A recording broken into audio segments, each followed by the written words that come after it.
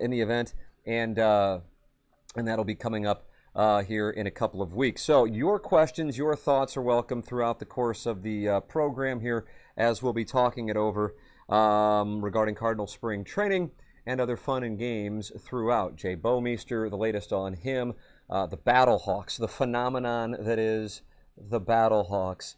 And really, whereas the Cardinals are, let's see, I think that's the north. The Cardinals are that way. The bigger story is actually that way, just to the south, because that's where the Astros are. But the Cardinals and everybody around Major League Baseball are banty as can be about the Astros. And that's not really something that I expected when we came down here. I figured that people would be in a spot where they would be complaining about it, but doing so off the record. And so far, it has been player after player ripping the Astros. Today, I interviewed Jack Flaherty for an upcoming edition of the Tim McKernan Show. Great interview. Flaherty's just one of those guys who's an incredible interview in addition to being quite talented. So he is positioning himself quite well to cash in when the time comes. But Flaherty, no question. Miles Michaelis, in particular, was really vocal about it, and it just sounds like they're planning on, throwing at these guys. Not saying that those guys in particular are planning on doing it, but that's what I feel like you can expect when you see Altuve, Bregman, take your pick of whatever Astro. And I think you can see it starting here in about 8 days when games begin. In addition to that, the Cardinal attitude, the chasm between the organization, the players, and then the fans. The players think they're going to be really good, but they understand that fans thought they were probably going to add something offensively. Meanwhile, the fans, for the most part, are sitting there, like I am, I'm one of them, going, hey, you were 4 wins away from the World Series, and you lost offense, and offense was the reason why you didn't get anywhere. So that, in addition to whatever it is that you would like to discuss, all welcome here on live from Jupiter, Florida on Friday afternoon, presented by Stratum Structural Systems, a place that's done work on my home. Saved the day when my basement was flooding last year. Stratum Structural Systems, online at stratumrepair.com. Let's see. I want to go into the chat. We are on Facebook, we are on Twitter, and we are on YouTube. We ask that you subscribe to everything and enjoy the fun and games here and participate in the conversation, as everyone is welcome to do. So I go into the chat, and the Matt Carpenter interview on the radio show yesterday certainly got a pretty healthy response. We've been doing the show from spring training for 15 years. The only year since 2005 we haven't done it is 2007. And I can't think that Matt Carpenter has been at the picnic table more than 2 times going into yesterday. I honestly can't remember any of them, but he had to have been, like in 12 and 13. There's just no reason why he wouldn't have been. So yesterday, we're getting ready to start the show, and Joe Roderick, who was the broadcast engineer for everything down here in Florida throughout the week, said, hey, I talked to Carpenter, and he said he would come on today. And I said, that'd be great. I'd love to talk to him, especially after his interview with Rick Hummel in the Post-Dispatch. And he was clearly, I guess outspoken would be the word I would use, in saying that we made it to the NLCS, and I don't feel like it's really being celebrated. And also his thought process that the team's offense would bounce back, but believed that the pitching and the defense would remain as good as it was last year. And he was really somebody I wanted to speak with. He was somebody I planned on trying to get for the podcast, actually. And so we start the show, and I'm telling you, man, within 2 minutes, Carpenter comes walking over, and I'm like, there's nobody else around, so he's walking toward us to do the interview. And it's one of those things. When I got done interviewing Jack Flaherty about an hour and a half ago up at Roger Dean Stadium, a couple of the guys, Ben Boyd was kind enough to take some pictures of it. Benjamin Hockman always does that every time I'm doing one of these interviews. And Jeff Jones and one of the security people was like, man, you guys seem like you were really engaged. And I said, yeah, it was one of those things where he had just gotten done doing a TV interview with Charlie Marlowe, and I'm like, maybe he won't be in the mood to talk, but I know when he does want to talk, he's a great interview. And he sat down, and I could tell within like 30 seconds, started on Kobe, and that was probably something that got him going, that we were going to wind up having a good, in-depth conversation. So I think you'll enjoy the Jack Flaherty conversation. The reason I bring that up is within 15 seconds of the Carpenter conversation, I could tell he was there to talk.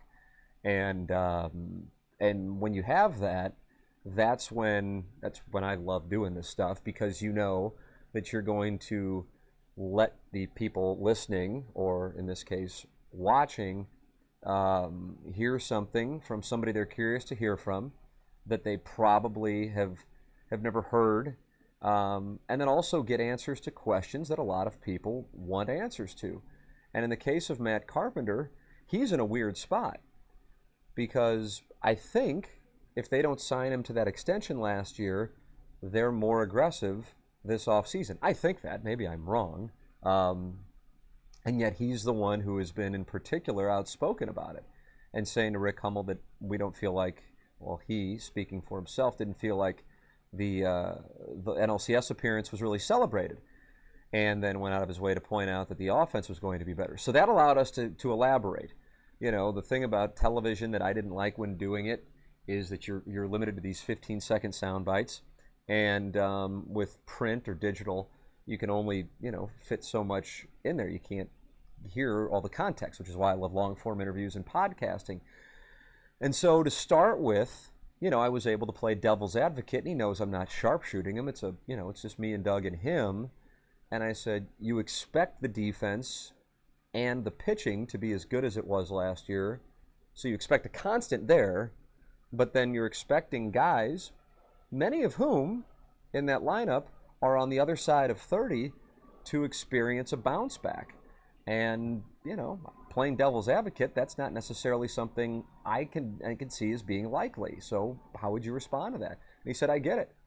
And which is good, because it wasn't like he was just swatting it away like the Rockies GM when he was asked about Nolan Arenado. And he said, the thing that I would point out is, while there are some guys in their 30s, it's not like we, and I think he was talking about him and Goldschmidt, are like 3 years removed from having big years. Now in Carpenter's case, he had like a big 7 weeks. He had the biggest 7 weeks in 2018. In Goldschmidt's case, whereas he was National League Player of the Month for 1 month last year, Carpenter, who I know he's very close with Goldschmidt, and we talked about that also, said Goldschmidt says that he was awful. His words, he was awful last year. So Carpenter's perspective is that the offense can't get any worse, minus Colton Wong. Colton Wong had a good year offensively last year, and he expects the pitching and the defense to continue to be as good as it was. The fact is that it was Matt Carpenter saying it probably led to a lot of ire from fans, in addition to something that I think is going on, which is just in general a great deal of discontent on the part of the fan base.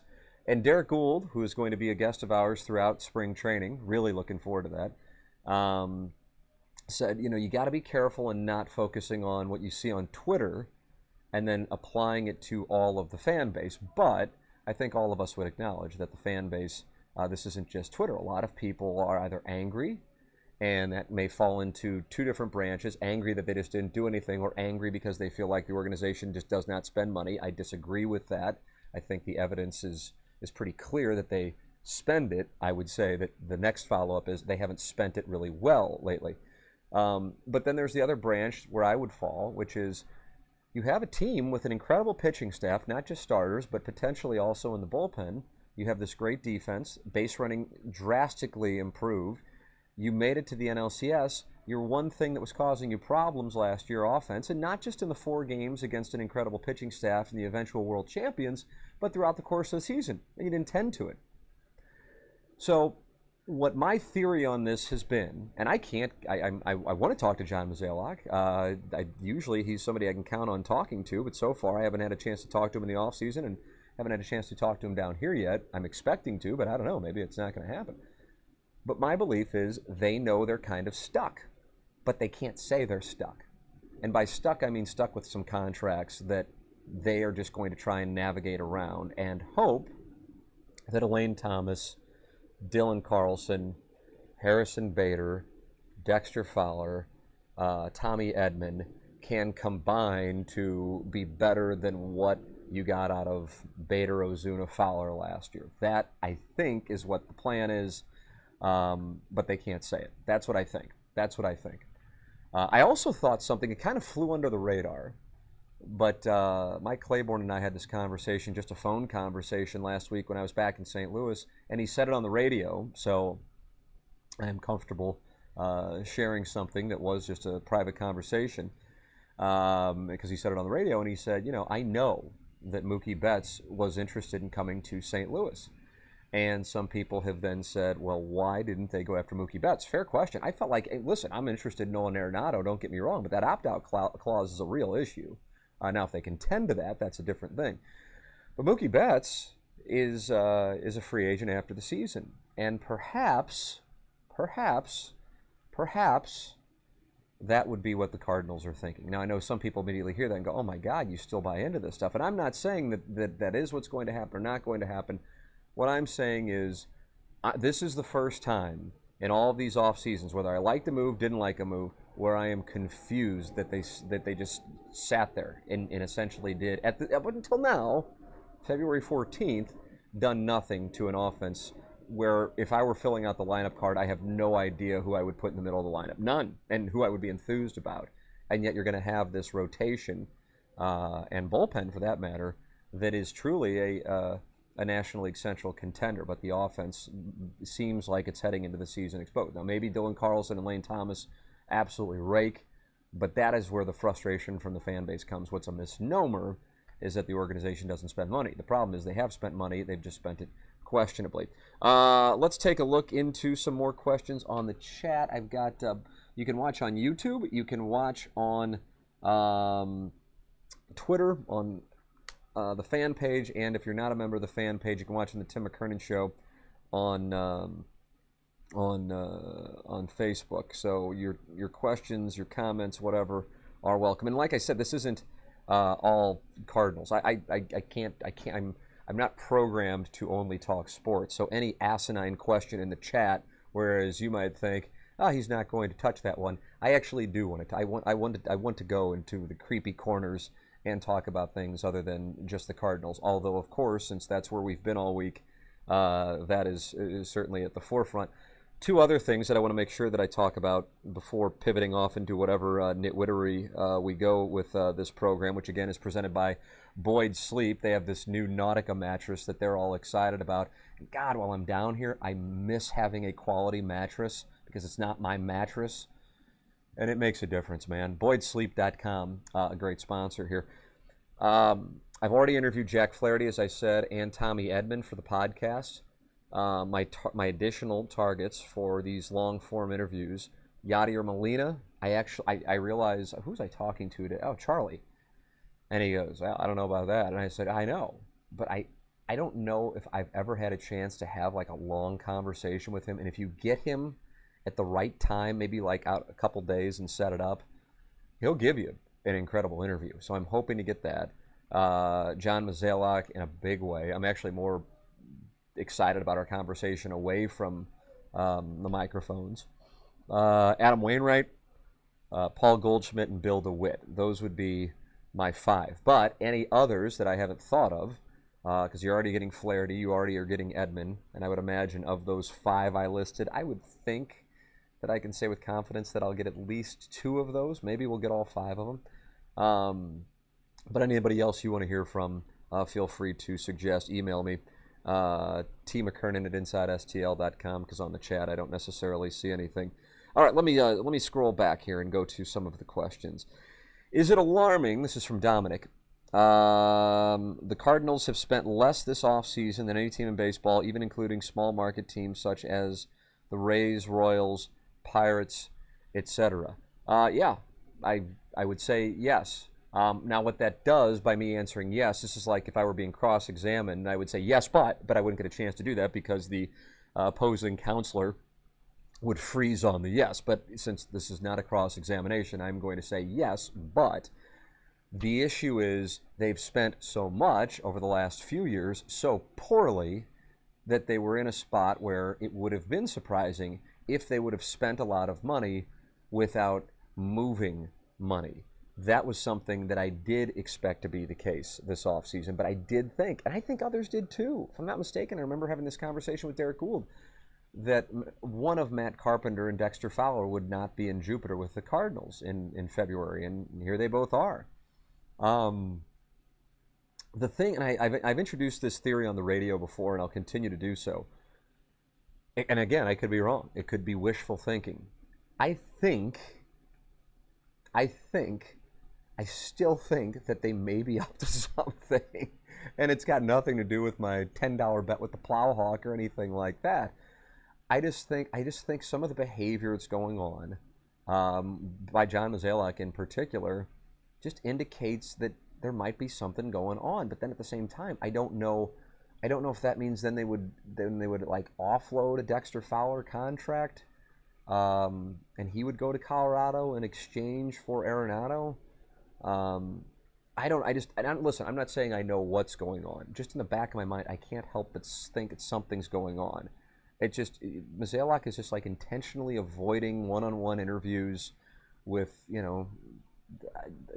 I don't know. I don't know. It could be wrong, but I didn't voice it 2 years ago when I got done interviewing him in his office at the end of spring training.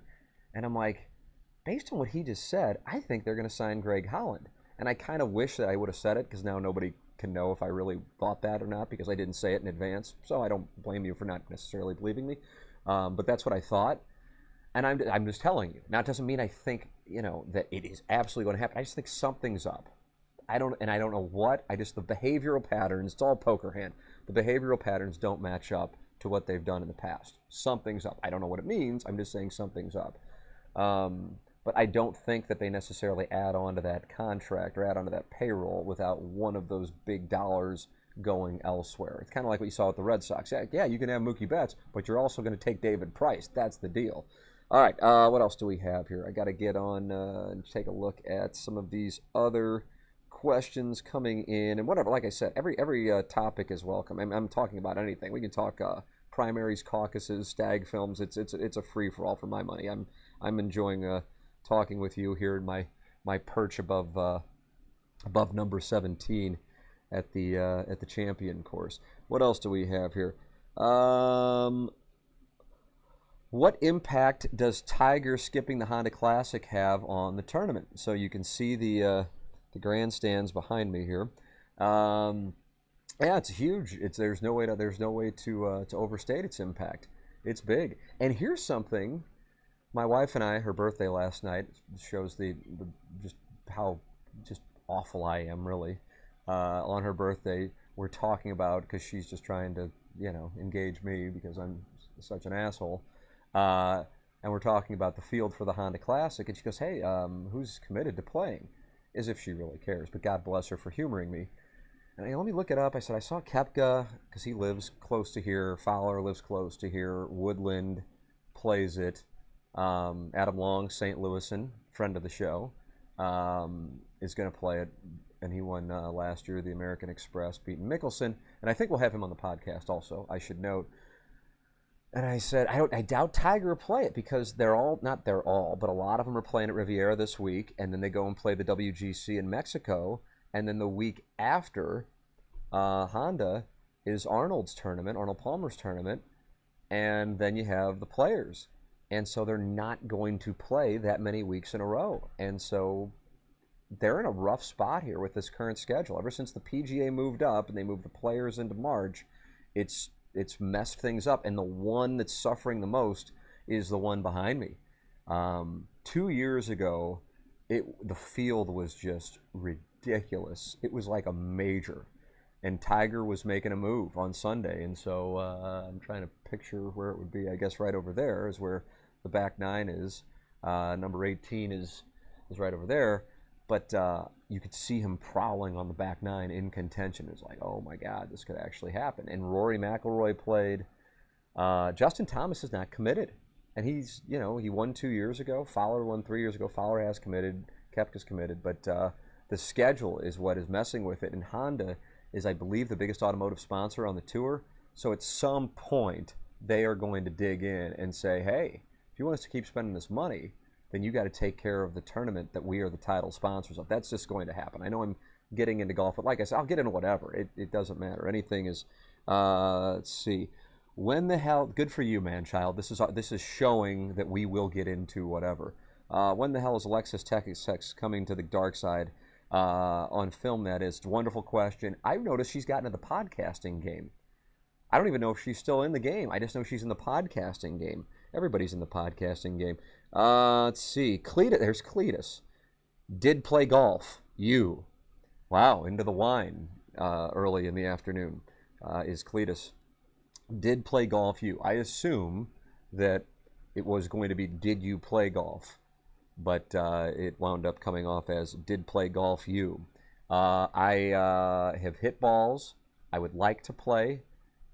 This is the right here. And press on it. This is where I have a torn shoulder labrum in here, but I think I'm going to play. I'd love to play this afternoon, as a matter of fact, or at least just hit balls. But I've hit balls, and it doesn't feel bad, man. I don't know. I'm worried that it's because I got a cortisone shot like 3 weeks ago, and that's what's still causing this. I'm hoping to get to October before I have to get surgery. Thank you, Manchild79. Let's see. Will there be a picnic table at Battlehawks training camp next season? The Battlehawks thing is amazing to me, and I love it. I don't like being wrong, but I like in an era in which whether you're running for office or in office or doing something as menial as hosting a talk show where it's like you can't admit you're wrong. I like that, friends, you come in and watch this, and I will be happy to admit that I'm wrong. It's part of being honest with the audience, and I couldn't have been more wrong in the Battlehawks thing. Couldn't have been more wrong. Stunned by it. Absolutely stunned by it. And even if the league goes away, which at this point I'd certainly be stunned by, but I guess a week into it, 20 years ago, you didn't think it was going to go away then either. But the reaction, like the sincerity of the reaction from football fans in St. Louis, but also it got a 5.8 rating in Houston.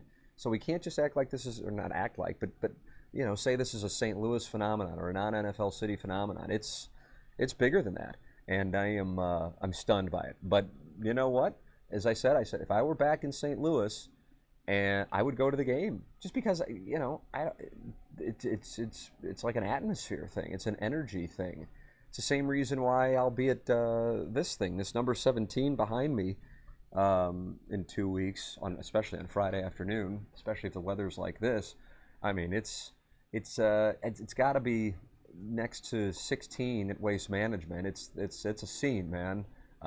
Except the difference is it's like I guess you can see the green behind me and probably the water. It's like a 200-yard-ish carry over that water, and usually there's wind. There's not wind today, and usually the wind's coming in and it swirls. It's a whole thing. Whereas it's like what, a wedge at number 16 at Waste Management. But the reason why I love going to it, I don't know. I mean, for my DraftKings teams, I'm into it, but I don't really care who wins in the whole scheme of things. And the Battlehawks, they haven't entrenched my family's emotions yet. You can at me on that if you would like. But I just love the fact that people are so into it. Couldn't have been more wrong. Couldn't have been more wrong on it. And couldn't have been more wrong to date on the Cardinals going out and making an impact move for a bat. So I'm losing my touch. Brian Collick, caller Dan was phenomenal this morning. He seemed nervous. Yeah, he did. And I think some people think that was Dan McLaughlin, and those people. I will note that Dan McLaughlin was on the phone about 50 yards away from us, but again, an absolute entire coincidence. Other than black, what color do I look hottest in? Ah, boy, that's a great question. Boy, I don't, I'm really just appalling is the way I would describe myself. And maybe I'm not on an average thing, like if I'm standing next to an average person, but because my wife's appearance, which this is intended to be self-deprecating, although in 2020 everything's a fucking brag, it's not intended to be. But last night we're going to dinner for her birthday, and it's just and I could tell, especially in this particular part of the country, people are like, oh, I wonder who she's with. And then it's like, oh, there's a little, like, you know, 5'2" guy behind her. It must be, you know, like her brother's in town or something like that. It's just it's a whole thing, and it's not it's I is it, I guess it's better than the alternative, but it's still, there's some negative it's part of the deal. All right, let me go into this more here. It's difficult because I can't see. Arenado seems like he's still in the mix, but that really doesn't address the outfield needs and creates a problem with Carpenter unless he's traded. Does Arenado really make sense with another deal? I think they make it work. That's I agree with you on the surface with what we know, that yes, that would seem to create a problem from a surplus standpoint. I guess what I would tell you is Carpenter would become super sub, and I would imagine either Fowler is traded as part of the deal. I just don't know how much leverage the Rockies have. You know, I realize we're talking about a premier player here, but I don't know how much leverage the Rockies have. Another thing I wonder about, by the way, and again, I could be wrong, but let's just play it out. We're having our little fun and games on, you know, Twitter and Facebook Live and YouTube, courtesy of BoydSleep.com and StratumRepair.com, Stratum Structural Systems, is this. You know, over the last 24 hours, we've seen these reports that the Cubs and Rockies are close, or that the Cubs are willing to do whatever it takes to get Arenado. And then I saw that, and I'm like, oh man, that would suck if the Cubs got him. And then I go, okay, but what if this is a Chicago guy reporting what has been floated to him by a Rockies source to try to get the Cardinals to jump because they don't want Arenado to go to the Cubs. Do you follow me on this? This is, you know, oh, he's got 8 high, but he has 10 outs, and that's why he's shoving all in, but I'm putting him on a set. That kind of thing, like he wants me to think he's got that, but that kind of thing, listen, I might be overdoing it, but I wondered about that because why wouldn't they just make that deal? Like, what's the holdup there? I do wonder about it.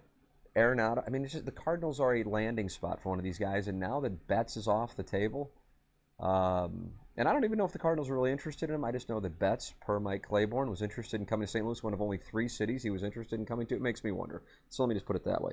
Let's see. All right, I want to go in here and see what we got going on in the non-fan page chat, so I can speak with the YouTube people and the Twitter people, and God only knows what that's going to look like. This could be psychologically damaging. You could witness psychological damage.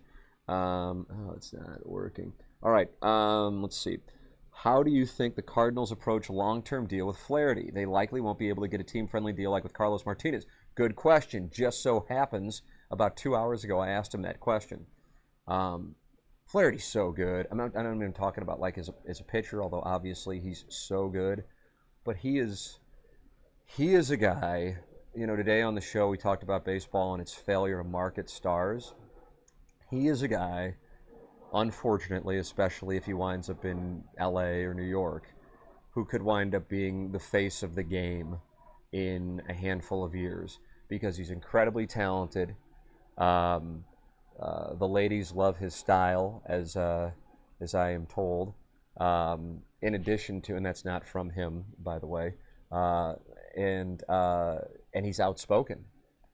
And so, I mean, what else can you ask for? He's what, you know, so Trout's like sick talented, but, you know, he's not necessarily a guy and he's on a team that's kind of, you know, doesn't really do much.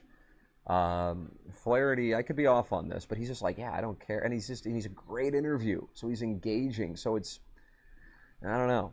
But anyway, so we're getting into it all. I mean, you know, I really like them. It's just one of those things where I'm like, I'm looking forward to you guys getting a chance to listen to it because I know you're going to enjoy it too. And listen, sometimes they don't work out that way. So, you know.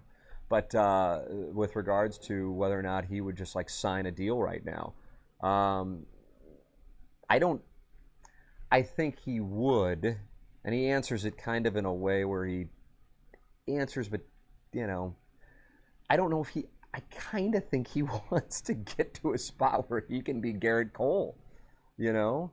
The weird thing for him is if he you can sign a 5-year deal and he'll still be in his middle, late-ish 20s and guarantee himself all that money. And you would think that's the direction the Cardinals would go. At the same time, they've got him under control for such a bargain right now. It's like, why would you do it?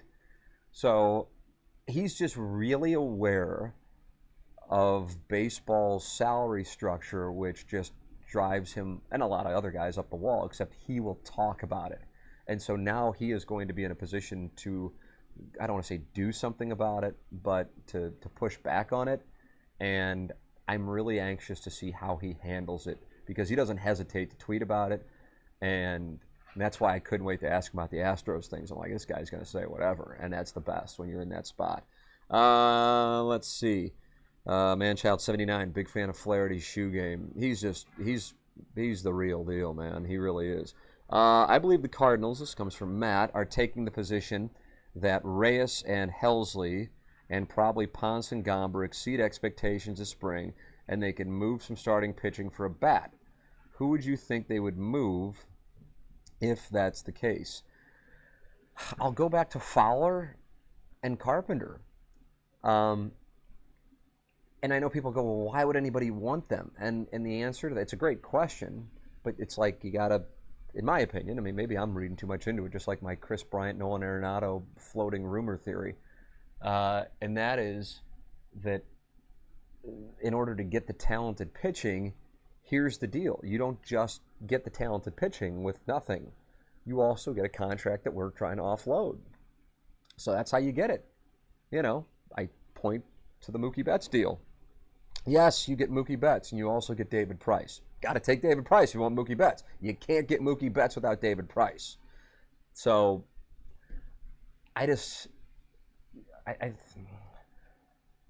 I'm more bullish on Matt Carpenter than I am Dexter Fowler. Like both guys. Both guys have been great interviews over the last year. Love talking golf with Fowler. And Carpenter was outstanding yesterday. None of this crap's ever personal. It just isn't. It just isn't. I think people who know me know that, but I just want to make sure I say it. And then I don't know. Carpenter, I've never seen him like this. Now, and by that I mean like apologizing for last year and as confident as he is. But you know what, man? Sometimes the mind may be willing, but the body just might not be able. So I'm really anxious to see what happens with him. My father-in-law was telling me about this, and I haven't seen it yet. Actually, I guess I'll go ahead and look this up. Maybe you guys have, or most of you have. But some article that Lance Berkman, it's stltoday.com, so it wasn't exactly a secret. God. Lance Berkman was asked about Matt Carpenter. Let's see. When Lance Berkman saw his former Cardinal teammate Matt Carpenter at a Christian conference for pro athletes this offseason, he approached with a question and offered a promise, as Carpenter recalled Monday. "What's wrong with your swing?" Berkman asked. Carpenter nodded. He felt it too. "We've got to fix it." And Carpenter went into what he felt was wrong with it yesterday. And he said it just got really long, and then he'd be having an 0-for-3 game, and he'd try and fix it with one swing. Now, what I think a lot of people will say is he can try to do whatever he wants to do, but it's not going to fix his ability or inability to fix his trouble against the shift. I mean, the guy would hit the ball hard, but he'd hit the ball hard to the second baseman playing like in short right field, and then it would be a 4-3 over and over again. But I'm anxious to see what happens there. I really am. Do I think Yachty is getting an extension this spring?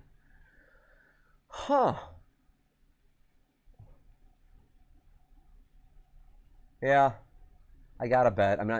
So let me answer this with this context. I'm giving you an answer. I'm not hedging for the purpose of giving you an answer. So if I gotta give an answer, a yes or no, it's a yes, but it's not a 100% yes. Like last year, everybody we thought it was a foregone conclusion Miles Michaelis was going to get one. The Carpenter one caught him off guard, though. I can tell you that. All right. What else do we have in here? I missed so many questions earlier on. Let's see. Well, I apologize. Any other questions? You have any other thoughts you have? Goldschmidt. Besides Goldschmidt, who do you feel has the best chance for bounce back season? DeYoung. I kind of feel like that's the obvious one too. But maybe I'm off the mark on that. he's too good. That, and he's shown it recently. He's too good for that and too young. He's too good for that not to for that to be. I mean, think about what it was like watching the Cardinals in the playoffs last year. And this is not just the NLCS. This was also the NLDS minus like what 4 or 5 innings. Obviously, the top of the first of Game 5. What was it like the 6th and 7th and 8th maybe of Game 1? That's where they got all of their offense then. Nothing in Game 2, nothing in Game 3. If Freddie Freeman was 2 inches taller, they wouldn't have done anything in Game 4 and they would have been eliminated. And that offense was made up of Dexter Fowler, who couldn't do anything. He was hitting the ball hard. That's a fact. I know it drove people up the wall to mention it, but he was hitting the ball hard at the start, and then he just wasn't hitting the ball at all. Matt Carpenter, Harrison Bader, and Paul DeYoung. And you were just in a spot where it was like half of your position players are in the category of being borderline sure-outs. And I realized Yadier Molina had the sac fly and the base hit over Freeman, but it's not like he raked throughout the postseason. He just had the moment in the postseason in Game 4 against the Braves. And the best at-bats at the end were being taken by a guy who up until Game 4 wasn't starting and who's no longer with the team, and that's Jose Martinez. So it's a mess. With the young, they were just like, he can't hit right now. And so they'd just be 1, 0-1, 1, 0-2, 1, struck him out. Bader up next, 2, breaking ball low and outside, 0-1, 2, breaking ball low and outside, 0-2, 2, breaking ball low and outside, struck him out. And I have to think with DeYoung, I just can't imagine that he's just not going to be able to hit fastballs. I just can't see that. Bader had trouble with breaking balls the year before. That might just be a situation. Let's see what else. What do I think about the Houston Astros? The great Natty Nate asking. Here's what I think about the Houston Astros. It's disappointing, but here is my but. 2 things on this. Number 1, the thing that has surprised me the most in the last week. Number 1, the Battlehawks. This has surprised me the most in the last 20 years of being in St. Louis. Number 2, you got a little ruckus behind me. I apologize for. Number 2, how transparent the players are with regard to their frustration with the Astros. But every time they talk about the Astros, they go, especially Carpenter and Colton Wong, yeah, they're not necessarily the only ones, though.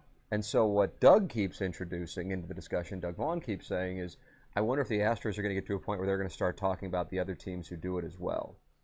But players, man, players are so pissed about it.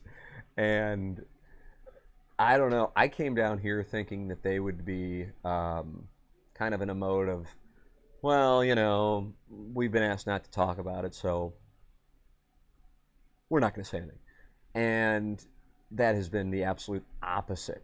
It's like, if you got an interview that's going, you know, nowhere, bring up the Astros, and it just becomes a free-for-all.